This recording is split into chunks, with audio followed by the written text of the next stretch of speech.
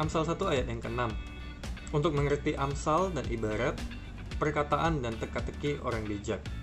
Jadi, Amsal 1 ayat 6 ini sebenarnya adalah lanjutan dari Amsal 1 ayat 5 yang sebelumnya di video sebelumnya.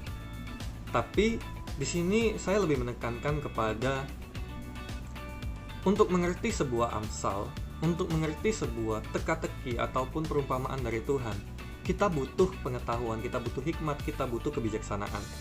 Nah, kenapa demikian? Karena kita hidup tidak di lingkungan semua orang.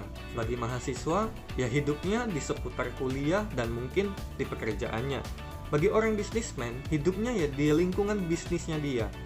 Bisnis misalnya otomotif, ya bisnisnya ya di otomotif, seperti itu.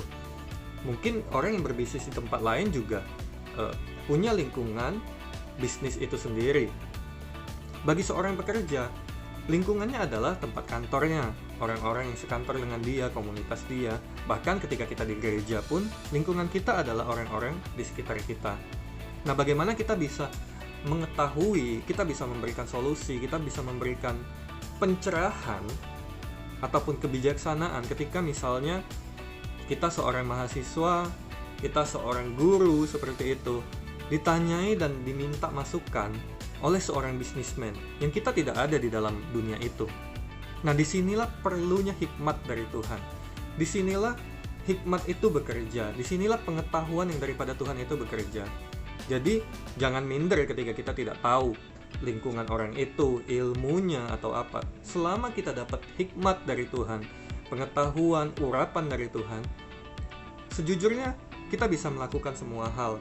Kita bisa mengerti semua hal, walaupun mungkin tidak expert. Tapi saya sendiri melihat banyak orang justru mendapatkan jawaban dari permasalahannya bukan dari orang expert di bidangnya. Ya, penting untuk kita tanya kepada seorang yang expert di bidang itu, di bidang dimana kita punya problem misalnya.